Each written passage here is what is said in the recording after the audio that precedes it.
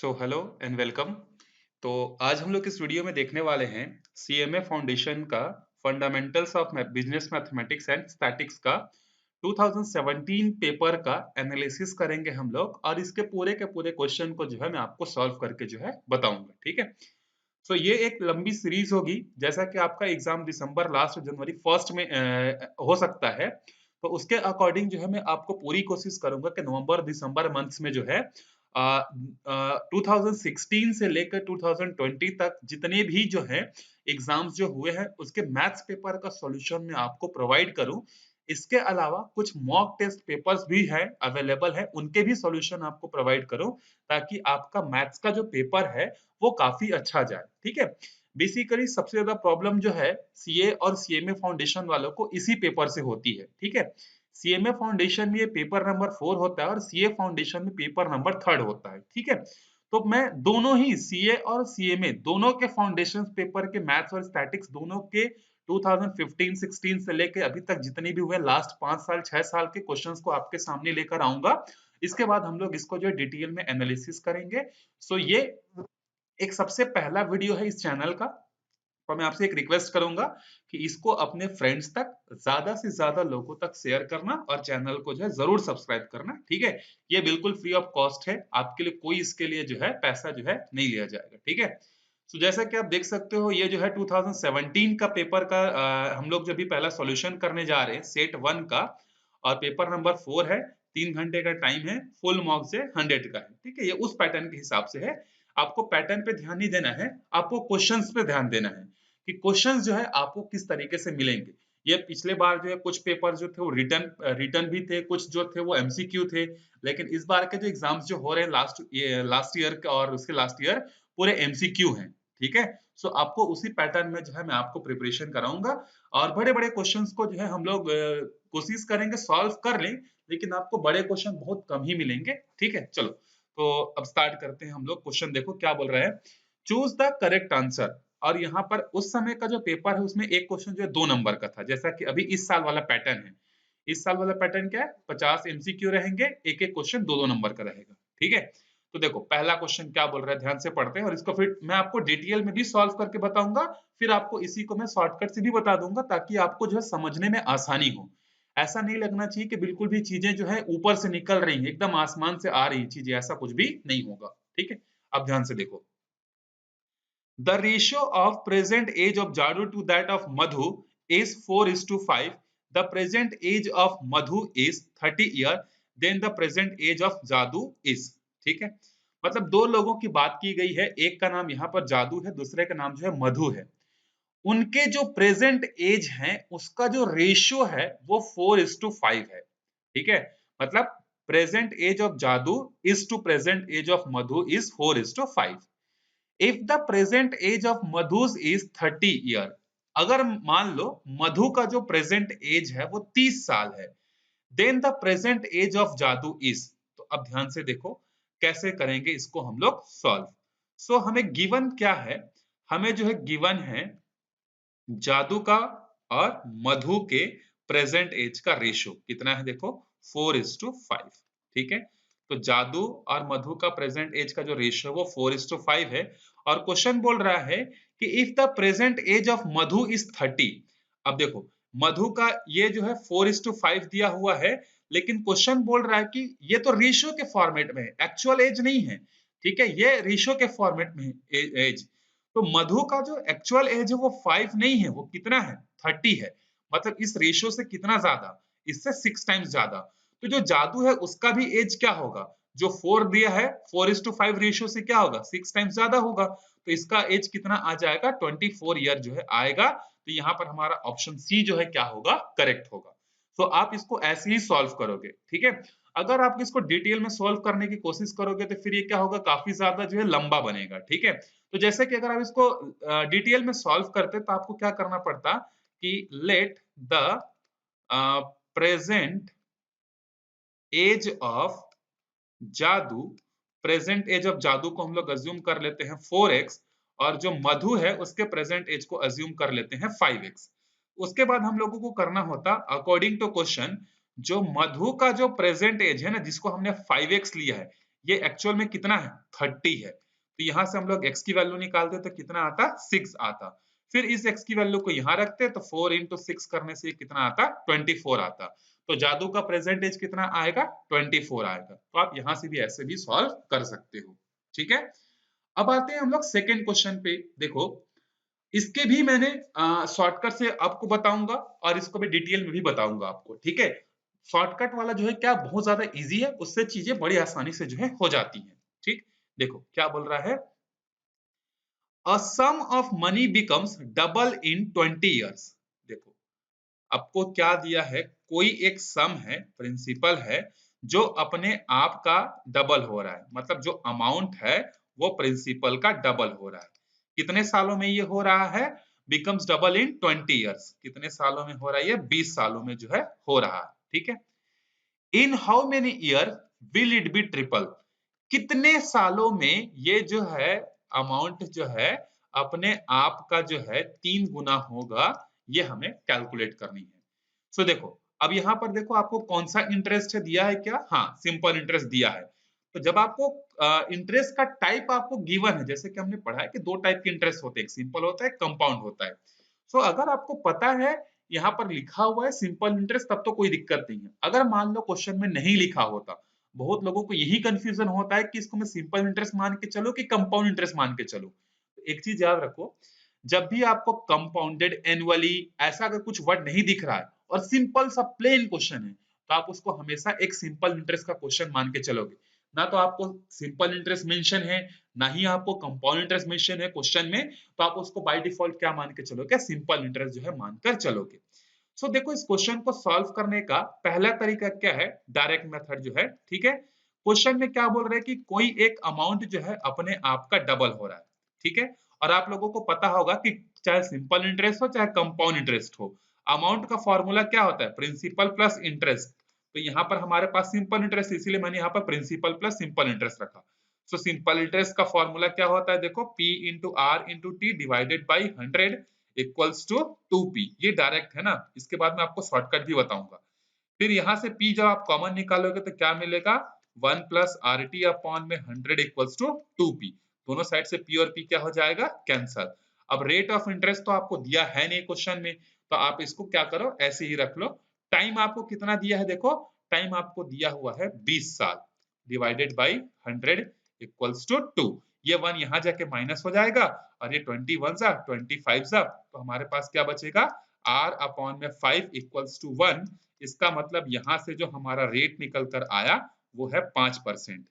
ठीक है, अगर आपको रेट पूछता तो आपका आंसर क्या होता, 5% होता। लेकिन क्वेश्चन में इसने रेट नहीं पूछा है, ये पूछा है कि उसी को 3 गुना होने में कितना टाइम लगेगा। So amount equals to 3 times of principal.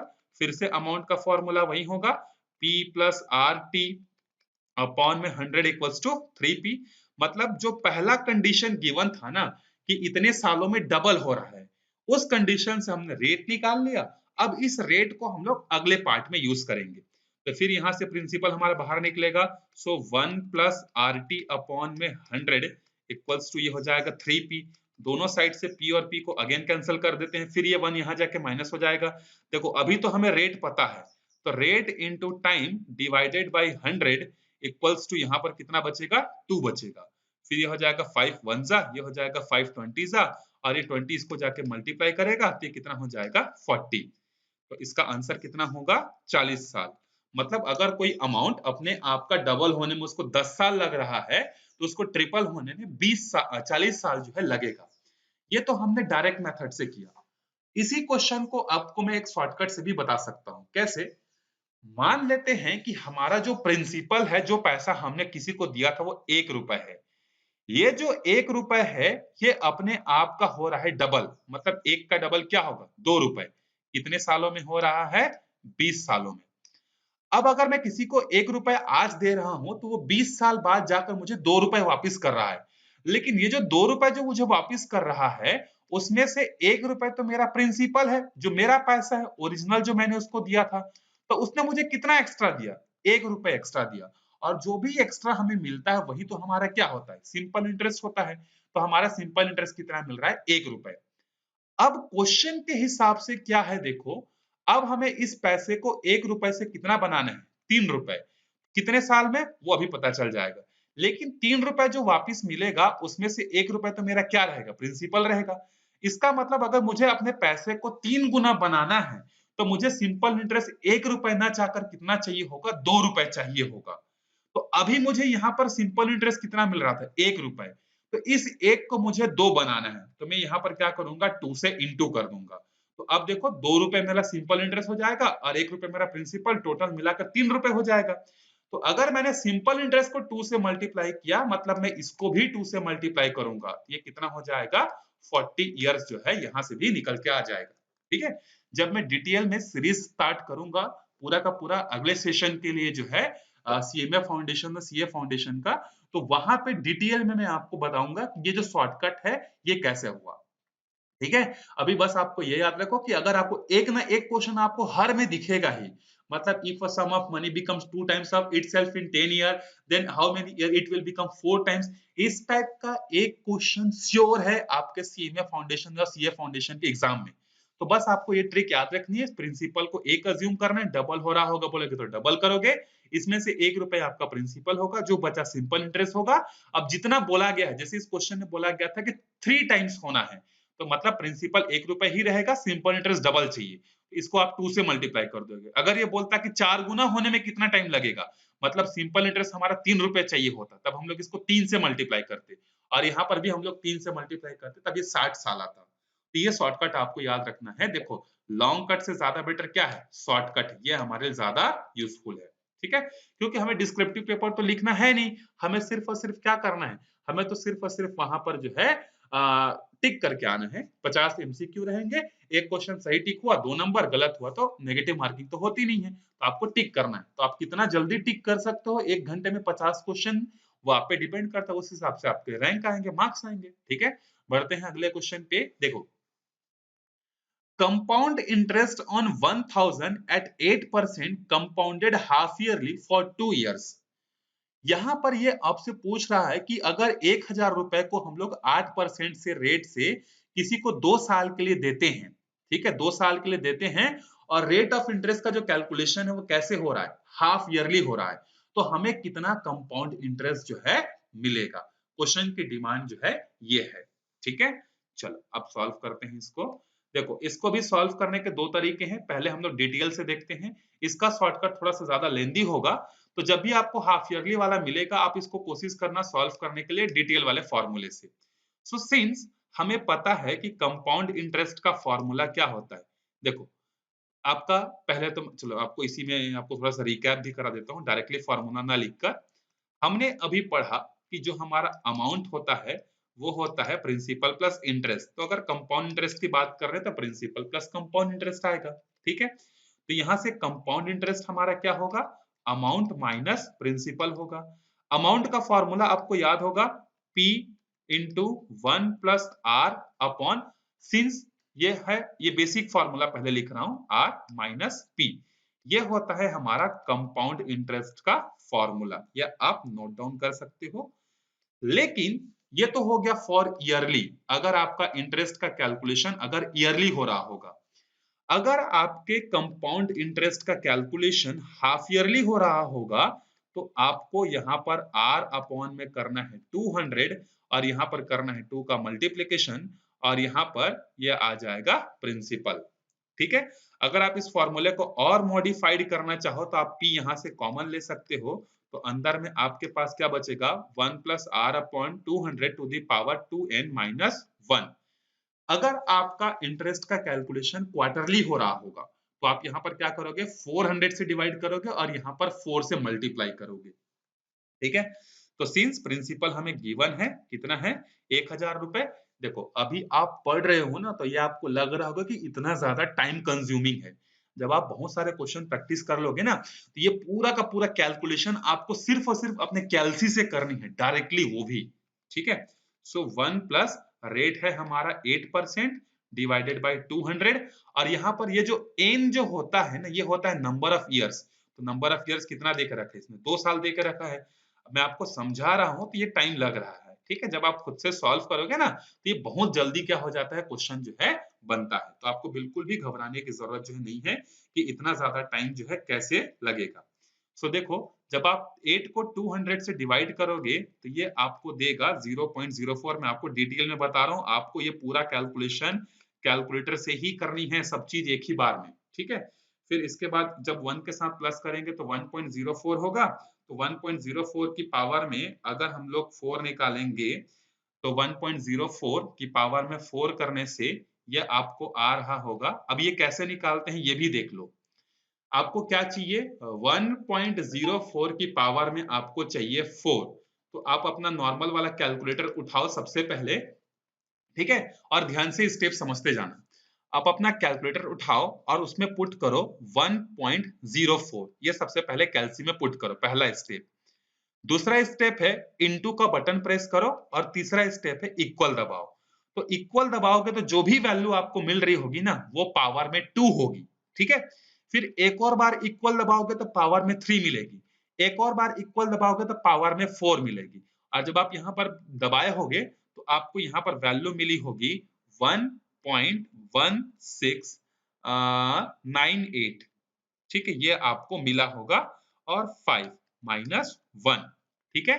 देखो, अगर आपको पावर में 5 चाहिए तो एक और बार इक्वल दबाओगे, 6 चाहिए एक और इक्वल दबाओगे। तो इस चीज को आपको ध्यान रखना है कि पैसे पावर में निकाला जाता है, ठीक है, क्योंकि ये अगर आपको ट्रिक पता होगा तो आप बहुत सारा अपना टाइम जो है बचा सकते हो, ठीक। फिर जब इसको आप 1 से माइनस करोगे तो क्या बचेगा, 0.16985 बचेगा, ठीक। उसके बाद इसके बाद क्या करना है आपको, 1000 से इंटू करना है। जब आप इंटू करोगे तो ये आपको कितना देगा, 169.85 रुपीज जो है आपको देगा। है कहीं पर ऑप्शन 169, देखो 169 पॉइंट कितना आ रहा है, 85। तो देखो अब आप ऐसा नहीं बोलोगे कि सर हमारा आंसर तो 169.85 आया, इसमें तो कहीं पर दिख नहीं रहा है। देखो आपको सबसे क्लोजेस्ट वैल्यू को लेनी है, क्योंकि डेसिमल में बहुत सारे वेरिएशन होता है कि आप डेसिमल में कितना डिजिट ले रहे हो और जो क्वेश्चन बनाने वाला है उसने डेसिमल को कितना डिजिट लेकर चला है, तो ये आपको देखना पड़ेगा। तो किसका कंपाउंड इंटरेस्ट जो होगा वो कितना आएगा, 169.90 जो है ये आपका करेक्ट आंसर जो है होगा। आई होप आपको ये समझ में आ गया होगा। बढ़ते हैं, देखो इसका कोई शॉर्टकट नहीं है, इसका शॉर्टकट है लेकिन इसका शॉर्टकट में बताऊंगा तो वो और ज्यादा टाइम कंज्यूमिंग है। सो बेटर ये होगा कि आप इसको, जैसे हाफ ईयरली वाला आता है, क्वार्टरली वाला आता है ना, तो उसको सीधे सीधे फॉर्मूले से किया करो, ठीक है। सिंपल इंटरेस्ट में शॉर्टकट बहुत इजी है, कंपाउंड में भी है, लेकिन इस टाइप के क्वेश्चन में जहां पर हाफ ईयरली आता है, क्वार्टरली आता है, तो शॉर्टकट जो है ना वो अपने आप में थोड़ा बड़ा हो जाता है, ठीक है। चलो आगे बढ़ते हैं क्वेश्चन नंबर 4 पे। A boy saves 1 paise today, 2 paise tomorrow, 3 paise day after. How much he can saves in 12 days? वो 12 दिनों में जो है कितना पैसा जो है सेव कर पाएगा, ये हमें बताना है। चलो स्टार्ट करते हैं। तो देखो पहले दिन इसने कितना पैसा सेव किया, 1 रुपए जो है इसने पहले दिन सेव किया, ठीक है। सो 1 रुपए आज सेव किया, फिर 2 पैसे कल सेव किया, फिर 3 पैसे अगले दिन किया। इस तरीके से उसने 12 दिनों तक जो है क्या किया, 12th डे तक जो है इसने क्या किया, पैसा जो है जमा किया। अब ये पूछ रहा है हमसे how much he can save in 12 days, तो 12 दिनों में वो कितना पैसा सेव कर पाएगा, ठीक है। तो देखो यहाँ पर सिंस ये जो हमें सीरीज मिल रही है ना 1 + 2 + 3, ये सीरीज जो मिल रही है ये कौन सी सीरीज है, देखो हमने 3 टाइप की सीरीज पढ़ी है, AP series, GP series, HP series. कोई सीरीज एपी में है उसका प्रूफ क्या होता है, तो किसी भी दो कॉन्जिक्यूटिव टर्म के बीच का जो डिफरेंस होता है वो सेम होता है। तो यहाँ पर देखो दोनों के बीच का डिफरेंस 1 है, यहाँ भी दोनों के बीच का डिफरेंस 1 है, तो ये सिंपल सा है कि ये कौन सा सीरीज फॉर्म कर रहा है, this is forming an AP series, ठीक। तो आपको क्या निकालना है, 12 दिनों में कितना पैसा सेव होगा, मतलब इनडायरेक्टली आपको 12 दिनों के समेशन का फॉर्मूला निकालना है। सो मैं आपको याद दिला देता हूं कि अगर हमारे पास nth टर्म होता है और उसका समेशन का फॉर्मूला निकालना होता है तो क्या होता है, n अपॉन में 2 2a into n minus 1 into D होता है। तो यहाँ तो हमें 12 टर्म का समेशन चाहिए, तो n के जगह कितना रख देंगे 12, तो 12 अपॉन में 2 कितना हो जाएगा 6। फर्स्ट टर्म हमारा क्या है, देखो 1 है, हमारे पास n की वैल्यू कितनी है 12, 12 माइनस 1 मतलब 11। कॉमन डिफरेंस कितने का है, 1 का है कॉमन डिफरेंस, तो देख लो कॉमन डिफरेंस कैसे निकलता है, second term minus first term से। सो हमारे पास डिफरेंस कैसे निकलेगा, second term minus first term, second term into first term हमारा 1, तो डिफरेंस आएगा 1। ये हो जाएगा 2 1 जा 2 और ये हो जाएगा 11 1 जा 11। सो 11 प्लस 2 कितना हो जाएगा 13 और ये आएगा 78 पैसे। तो ऑप्शन में है क्या, बिल्कुल है, ऑप्शन सी जो है इसका करेक्ट होगा। तो पहले जब आपको इस तरीके का क्वेश्चन देगा ना, तो आप पहले उसको आइडेंटिफाई कर लेना कि ये जो सीरीज जो आपको दिया हुआ ये सीरीज एपी सीरीज की बात कर रहा है कि जीपी सीरीज की बात कर रहा है। ठीक है, चलो बढ़ते हैं अपने अगले क्वेश्चन पे, क्वेश्चन नंबर 5 पे। ठीक, देखो क्या है, the product of 3 terms in GP is 1000, what is the middle term. देखो जब आपको ऐसा कोई क्वेश्चन मिलेगा कि 3 टर्म्स जो है 3 टर्म्स आर इन जीपी, तो मैंने आपको बताया है, आपको याद रखना है कि जब आपको 3 टर्म्स जीपी में लेना हो तो आप वो 3 टर्म्स कौन से अज्यूम करोगे, let the 3 terms of A upon में आर, जहां ए फर्स्ट टर्म है, आर कॉमन रेशियो है। एपी और जीपी में क्या डिफरेंस होता है, एपी में डिफरेंस सेम होता है, जीपी में रेशियो सेम होता है, रेशियो को आर से रिप्रेजेंट करते हैं। सो ये जो 3 टर्म्स जो है वो हमने अज्यूम कर लिया ए अपॉन में आर ए और ए इंटू आर, और क्वेश्चन बोल रहा है कि इन तीनों का प्रोडक्ट 1000 है। ठीक है, तो इन तीनों को मल्टीप्लाई करते हैं। देखो इससे फायदा क्या होता है, ये 3 टर्म्स को लेने से बहुत ज्यादा फायदा होता है। कैसे, ये देखो आर से आर गया, ए इंटू ए कितना हो जाएगा, ए क्यूब इक्वल्स टू 1000। तो यहाँ से ए की वैल्यू कितनी आ जाएगी, हमारे पास 10 आएगी, क्योंकि 10 का क्यूब 1000 होता है। आप चाहो तो इसको और डिटेल में ऐसा सॉल्व कर सकते हो। तो ए की वैल्यू यहां से कितनी आ जाएगी 10, और यही तो हमारा क्या था, मिडिल टर्म था, ये तो पहला टर्म था, ये हमारा मिडिल टर्म था। जैसे देखो ए हमारे सीरीज का पहला टर्म होता है ना, लेकिन यहां पर जो हमने अज्यूम किया उसमें ए हमारा बीच वाला टर्म है। तो आप यहाँ पर ये आर्ग्यूमेंट मत करना कि सर ए तो हमारा फर्स्ट टर्म होता है, तो यहाँ पर ए हमारा मिडिल टर्म कैसे बना। तो ये भाई देखो पहला टर्म हमने अज्यूम क्या किया है, ए अपॉन में आर को किया है, तो ये भले ही ए फर्स्ट टर्म के लोकेट होता है, लेकिन यहाँ पर ये बीच वाला टर्म है। सो 10 है क्या ऑप्शन में, बिल्कुल है। तो ऑप्शन डी हमारा क्या है, करेक्ट है। ठीक है, चलो आगे बढ़ते हैं हम लोग क्वेश्चन नंबर 6 पे। ठीक, अब देखो क्वेश्चन नंबर 6 जो है ये क्या है, वेन डायग्राम पर बेस्ड है। ठीक है, ये सेट का क्वेश्चन है, तो सॉल्व करते हैं इसको। तो वेन डायग्राम में सॉल्व करने के लिए हम लोग पहले यहाँ पर एक क्या करते हैं, रेक्टेंगल ड्रॉ करते हैं। तो जो रेक्टेंगल जो होता है ना, वो यूनिवर्सल सेट को रिप्रेजेंट करता है। अब यहाँ पर दो आइटम्स की बात हुई है, एक तो व्हीट की और एक तो राइस की। तो हम लोग यहाँ पर क्या करेंगे, दो सर्कल ड्रॉ कर लेंगे, एक व्हीट के लिए एक राइस के लिए। ठीक है, अब देखो क्वेश्चन में क्या बोल रहा है कि 24% take wheat but not rice. 24 लोग ऐसे हैं जो कि व्हीट को लेते हैं लेकिन राइस नहीं लेते। मतलब ये 24 कहां आएगा, यहां पे आएगा। ठीक है, उसके बाद अगला दिया है 37% टेक व्हीट, लेकिन टोटल व्हीट को लेने वाले 37 हैं, उसमें से 24 लोग प्योर व्हीट हैं। तो देखो 37 व्हीट को लेने वाले हैं, उसमें से 24 को हमने यहां पर बना दिया, तो हमारे पास कितना बचा 13। तो ये 13 कहां पर आएगा, इन दोनों के बीच में।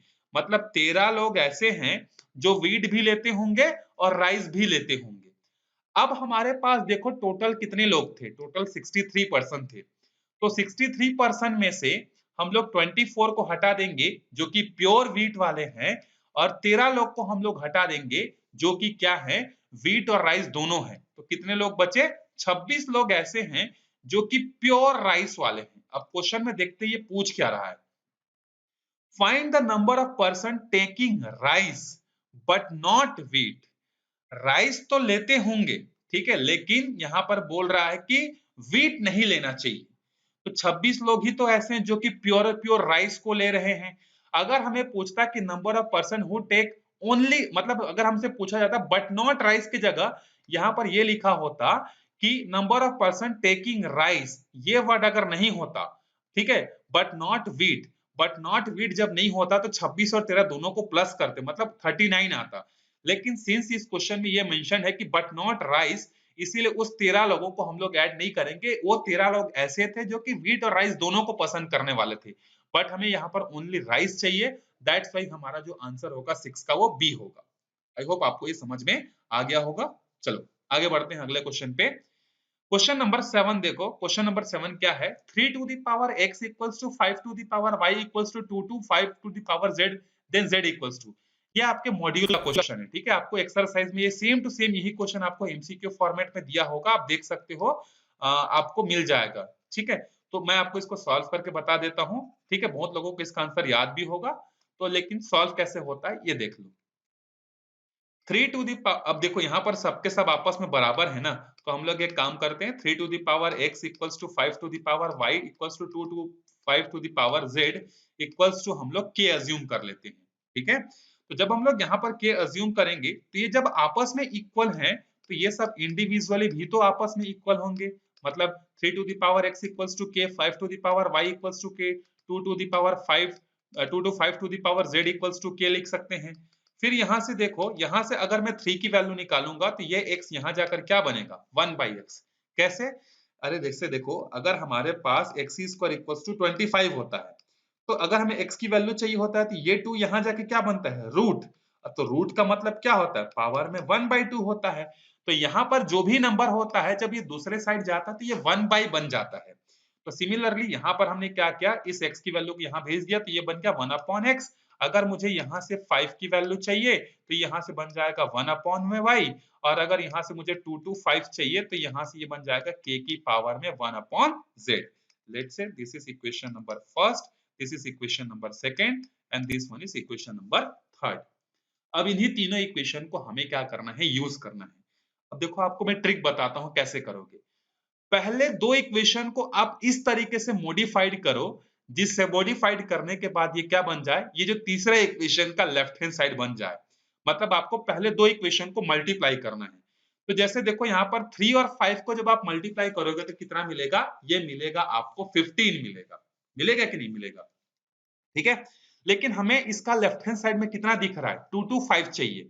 तो पहले तो हम लोग एक काम करते हैं, क्या इक्वेशन 1 और इक्वेशन 2 को मल्टीप्लाई करते हैं। आपको यही स्टेप करना है इस टाइप के क्वेश्चन में, जब भी मिले 3 to the power x, 5 to the power y, 12 to the power z, ऐसा कुछ भी मिले, तीन इक्वेशन इसी तरीके से बनाने और पहले दो इक्वेशन को आपस में मल्टीप्लाई करना है। तो यहाँ पर ये कितना मिल जाएगा, देखो 1/x into k into 1/y। अब आपको पता होगा कि अगर दो नंबर जिनका बेस सेम है तो पावर क्या होते हैं, पावर जो है प्लस हो जाते हैं। तो 1/x प्लस 1/y हो जाएगा।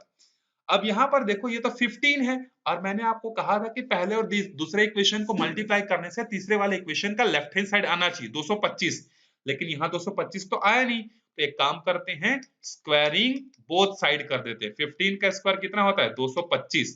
तो जब मैं यहाँ पर दोनों में क्या करूंगा, स्क्वायरिंग करूंगा, तो यहाँ पर मुझे क्या मिलेगा, 1/x प्लस 1/y, और यहाँ पर मिल जाएगा पावर में 2 मिल जाएगा। मिलेगा कि नहीं मिलेगा, ठीक है। फिर इसके बाद देखो, अब इक्वेशन नंबर 3 को देखो, 225 मिल गया। 225 को हम लोग क्या लिख सकते हैं, k की पावर में 1/z लिख सकते हैं कि नहीं लिख सकते, बिल्कुल लिख सकते हैं। फिर इसके बाद यहाँ पर हमें क्या मिलेगा, देखो, अच्छा आपने एक और चीज पढ़ा होगा कि जैसे कोई एक नंबर है a, उसकी पावर है m और उसकी भी पावर कुछ है n, तो दोनों पावर्स आपस में क्या होती है, मल्टीप्लाई हो जाती है ना।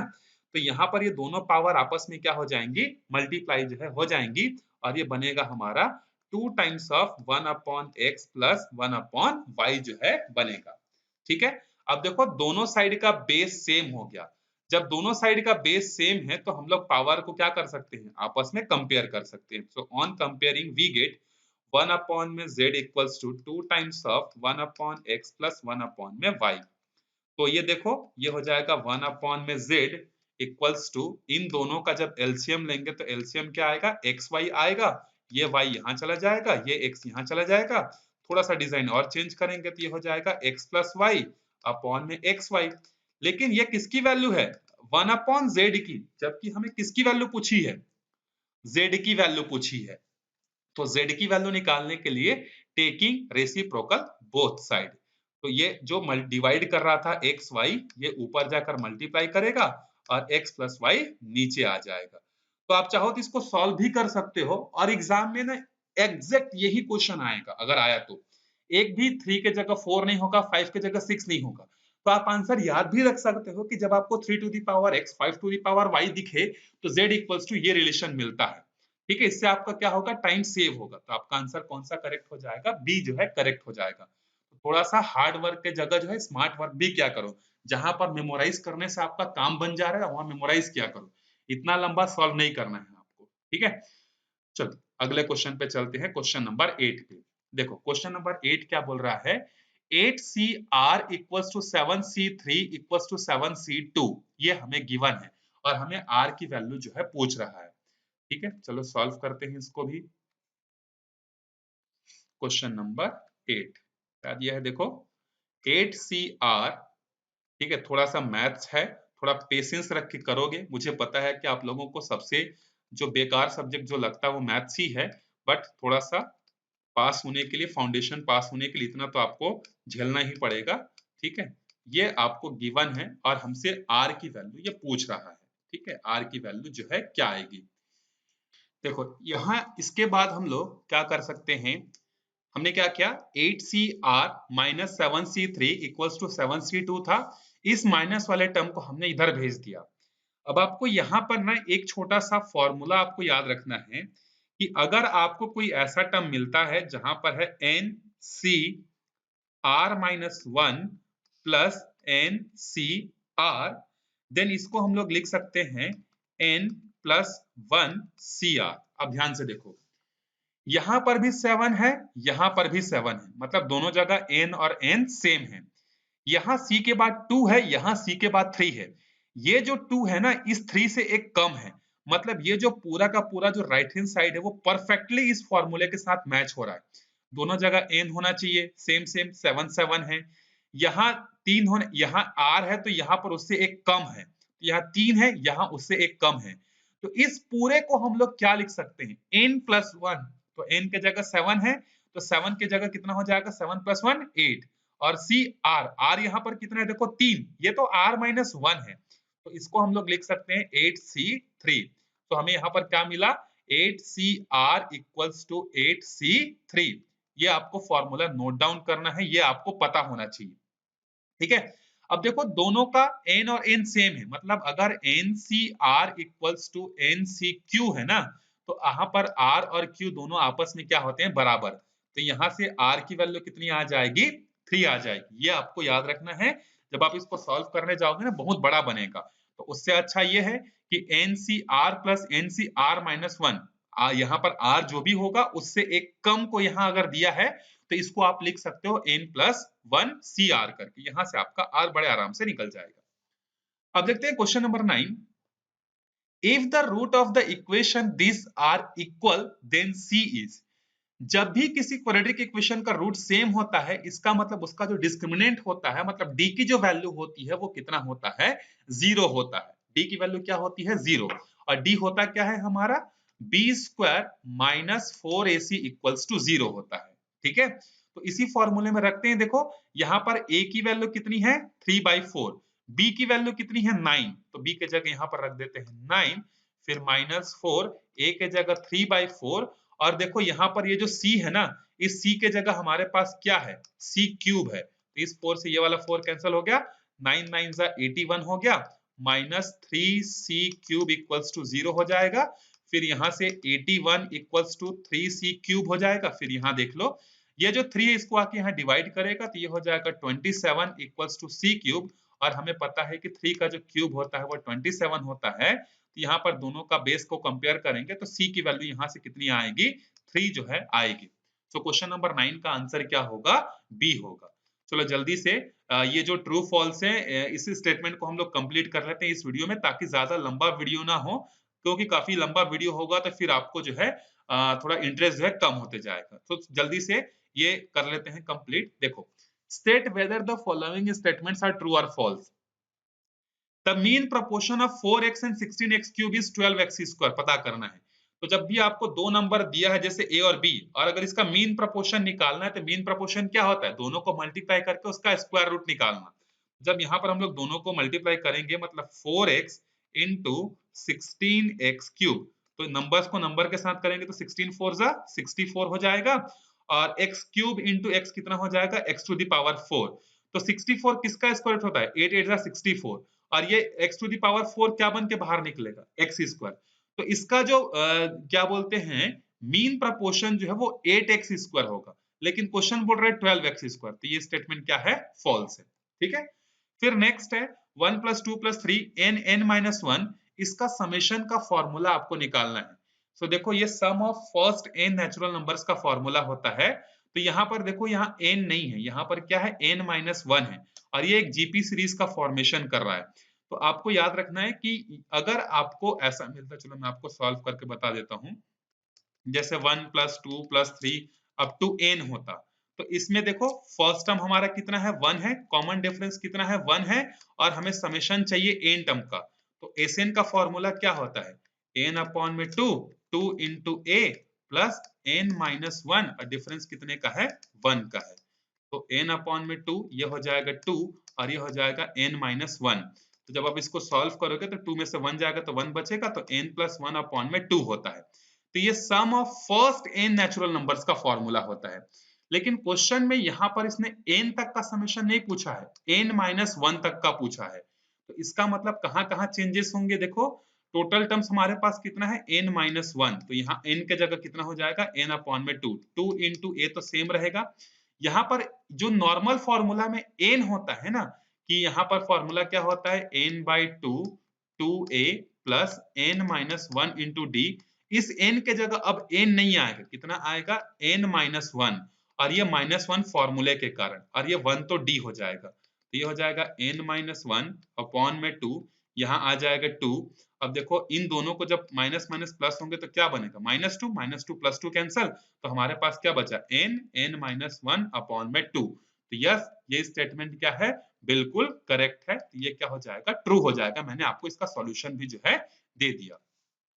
ठीक है, अब देखो ज्योमेट्रिक मीन ऑफ 2 and 6, दो नंबर का ज्योमेट्रिक मीन क्या होता है, दोनों का प्रोडक्ट करके स्क्वायर रूट निकालना, जैसा कि ऊपर वाला होता है ना ज्योमेट्रिक मीन, और मीन प्रोपोर्शन दोनों एक ही होते हैं।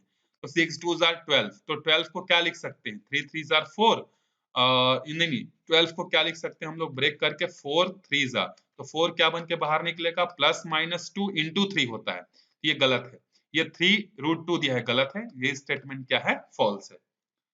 The element 2 belongs to this, true और फॉल्स, मतलब ये पूछ रहा है क्या ये जो करली ब्रैकेट है, ये मतलब करली ब्रैकेट के अंदर में जो 2 है, क्या ये 2 3 5 से बिलोंग कर रहा है, आंसर है नहीं, ये स्टेटमेंट फॉल्स है।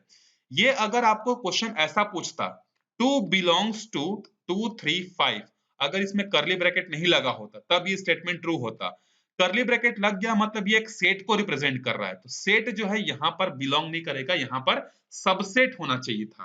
ठीक है, अगर करली ब्रैकेट दिया तो करली ब्रैकेट जो इसका सबसेट होगा, तो यहाँ पर ये पूछ रहा है, करली ब्रैकेट देकर पूछ रहा है कि क्या ये इसका एलिमेंट है, तो आंसर है नहीं, ये इसका सबसेट होगा। अगर इसका एलिमेंट होता तो यहाँ पर 2 के ऊपर आसपास जो ब्रैकेट नहीं होना चाहिए था, तो ये फॉल्स है। ठीक है, उसके बाद देखो the integral part of the value of logarithm of a number is called characteristics, बिल्कुल सही है, ये आपका डिटेल में नहीं दिया है इस बार के सिलेबस में। कैरेक्टरिस्टिक्स और मेंटिसा जो होता है वो दो नंबर्स होते हैं, तो ये स्टेटमेंट जो है ट्रू है।